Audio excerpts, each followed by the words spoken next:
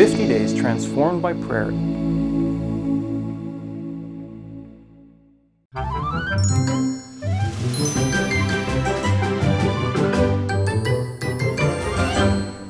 Hi everyone, this is a story that I really enjoyed about a little girl named Debbie and the hard work that she put in and the surprise she received in the end.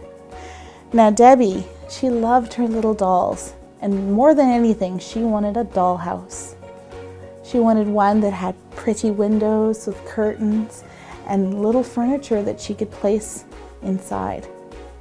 Now, she did not have enough money to buy one right now, and she begged her daddy, "Can you please buy me one?" He said, "No, Debbie, not right now. Perhaps, though, you can work towards buying one. You see, in the newspaper, there's an ad. There's a little girl trying to sell her dollhouse for $20. Now, Debbie only had $2, and they were all little dimes that she had saved. So Debbie's dad said, "I'll tell you what, why don't you start doing extra chores for some more dimes that I can give you? And each week I will add an extra dime onto the amount I give you. So I will give you extra for each job you do." So Debbie made the deal with her daddy, hoping that she could do this quickly. She even thought, well, maybe if I'm doing extra jobs at home, I can actually ask some of my neighbors if I can do extra jobs. So Debbie was all excited and she started working really hard. She went to her neighbor's house and asked them if she could wash their windows. And so she got out her cloth and she washed their windows, and they gave her some dimes. And so Debbie worked really hard for about 1 month. And it was getting closer and closer to her birthday. Her dad was very proud of her. Every day she counted her dimes diligently, one by one. And every week he would give her extra dimes for all the jobs she did. She has saved enough money to buy this little dollhouse. But she came home very, very sad one day after school. She said, "I stopped by the girl's house to see if I could buy the dollhouse, but she had already sold it." And so Debbie was crying and she was very upset. She had worked so hard, but the dollhouse was gone. Her dad couldn't bear to see her like this. It was just about her birthday.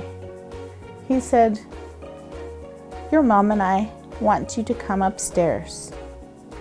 So she went upstairs. She thought she was going to get a special story and a hug and just love to help her feel better. But as they got closer, her parents started feeling excited inside.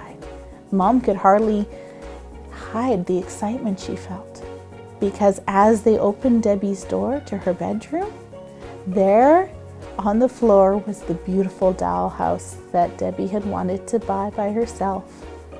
You see, her daddy had gone a few weeks earlier to go to the little girl and say, "I'm going to buy the dollhouse." And yet he didn't tell Debbie that he had bought the dollhouse and that he had hidden it in the garage. But he wanted her to keep working so hard, to see the value of working and doing your very best. And so when Debbie saw the dollhouse, she let out a scream of delight. She was so excited. She hugged her dad and she hugged her mom and she ran over to her dollhouse. Her parents were so thrilled, they could not stop smiling. Debbie said, "My goodness, Daddy, thank you for giving me such a precious gift."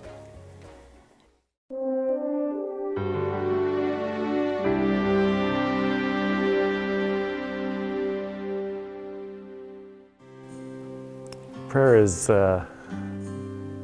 it's the way that we can speak with God and gives us time to hear back from Him in those moments.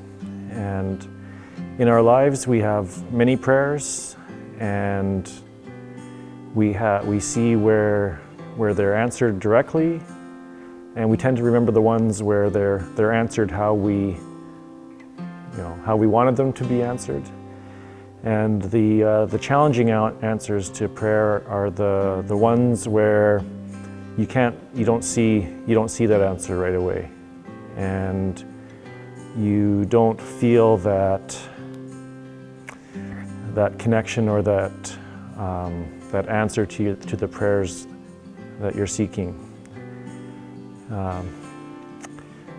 In our family, we've had many prayers for our family, and specifically, we had a period of time when we were looking to add to our family, and prayers from within our family, from those around us, those in our church, and in many areas, in praying for us to have another child. And there were many ups and downs on that journey, and many hurts, and many prayers of frustration and sorrow, and really asking, why would God allow something to start and then end and not finish? And I don't know the answer why to that, and I look forward to meeting with God and maybe even not knowing exactly why, but having more of a peace. It definitely has helped that we did have another child, and are blessed with baby Elizabeth, and are thankful for all the prayers from our church and our family and friends that supported us and were encouraging throughout the journey up until she was born earlier this year. So that's one of the big answers to prayer, but also a lot of challenges and frustrations as well in our experience.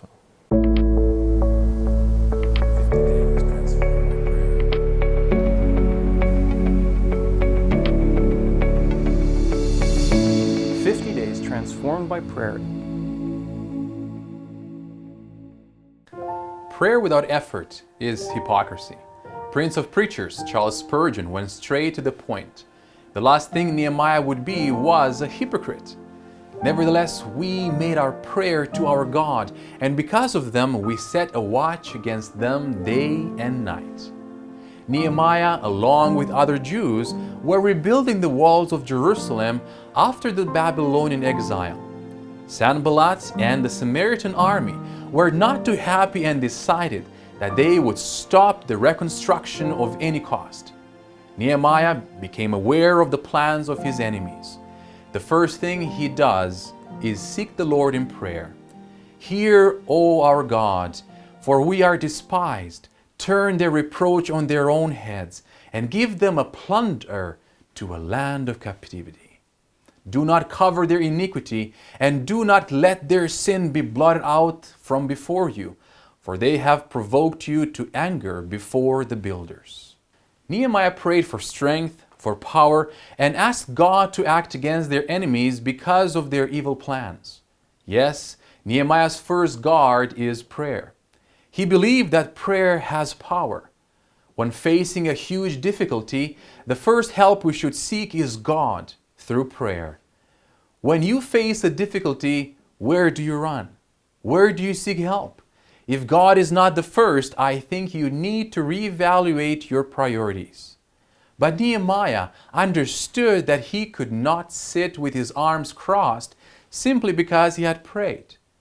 Not that he discredited the power of prayer and doubted that God was able to protect him. He understood that he should not commit the sin of presumption, expect or require something that God has not promised.